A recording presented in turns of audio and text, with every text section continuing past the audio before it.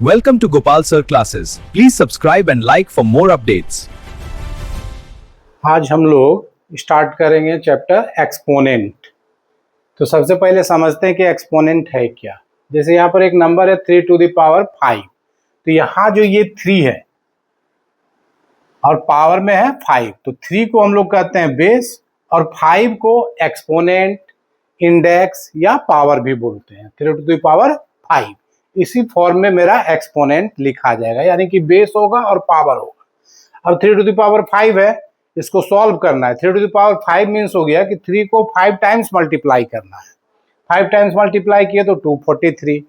उसी तरह से कोई नंबर है, इसको एक्सपोनेंट फॉर्म में लिखना है। यहाँ 200 है तो 200 का हम प्राइम फैक्टराइजेशन किए तो 2 इंटू 2 इंटू 5 इंटू 5, यानी कि 2 to the power 3 into 5 to the power 2। तो ये मेरा एक्सपोनेंट फॉर्म में हो गया।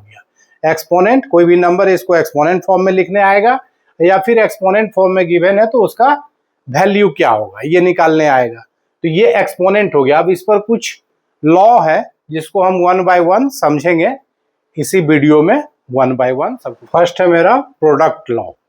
प्रोडक्ट लॉ का क्या फॉर्मूला है? a to the power m into a to the power n is equal to, अगर बेस इक्वल है, यहाँ ध्यान देना है कि अगर बेस इक्वल है तो पावर जो है वो ऐड हो जाएगा। तो a बेस है, a बेस है, पावर यहाँ m है और यहाँ n है, तो a to the power m plus n। जो बेस अगर सेम है तो पावर ऐड हो जाएगा। यही है मेरा प्रोडक्ट लॉ। दो बेस मल्टीप्लाई में है तो पावर ऐड हो जाएगा। अब इस पर बेस्ड ये क्वेश्चन है 2x square Y cube into 5x4 Y square. इसको सॉल्व करना है। तो इसके लिए सबसे पहले हम लोग नंबर को एक साथ लिख लेते हैं, x वाला टर्म को एक साथ लिख लेते हैं और y वाला जो है इसको एक साथ लिख लेते हैं। अब 5 टू जा 10, यहाँ x बेस सेम है तो पावर ऐड हो जाएगा, तो x टू द पावर हो गया 2 प्लस 4 6, और उसी तरह से y बेस है तो पावर ऐड हो जाएगा y टू द पावर 5। तो इसका आंसर ये हो जाएगा। तो ये है मेरा प्रोडक्ट लॉ। अब सेकेंड लॉ हम लोग देखें। सेकेंड लॉ है quotient law. a to the power m by a to the power n अगर डिवाइड में है एक्सपोनेंट तब क्या होगा? तो यहाँ पर ये ध्यान देना है कि अगर m और n, m ग्रेटर है तो a to the power m minus होगा, और जस्ट रिवर्स इसका, अगर n का वैल्यू बड़ा है और m छोटा है तो 1 by a to the power n minus m लिखेंगे। इसको डिवाइड में है तो a to the power m minus n, अगर m का वैल्यू बड़ा है, अगर n का वैल्यू बड़ा है तो 1 by a to the power n minus m।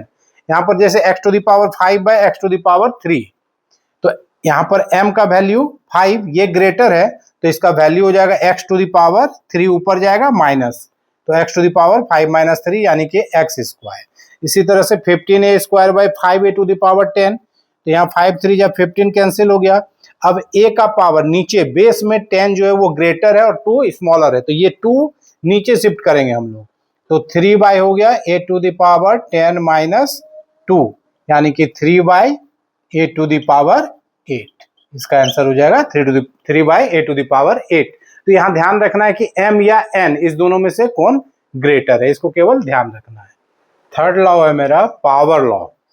अगर बेस का भी पावर है, पावर का पावर दिया हुआ है, तो दोनों आपस में मल्टीप्लाई हो जाता है। तो a का पावर m और होल पावर है n, तो a टू द पावर हो जाएगा m इंटू n, यानी कि पावर का पावर को मल्टीप्लाई कर देना है। उसी तरह से यहाँ एक नंबर लिए 125 टू द पावर 2 बाई 3, तो 125 का प्राइम फैक्टराइजेशन करेंगे हम लोग।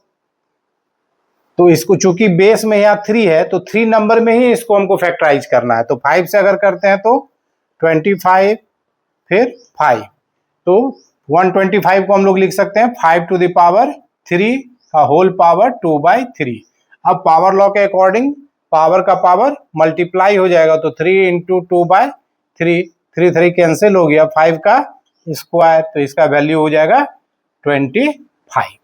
तो पावर का पावर अगर गिवन है तो उसको हमको सिंपल मल्टीप्लाई कर देना है।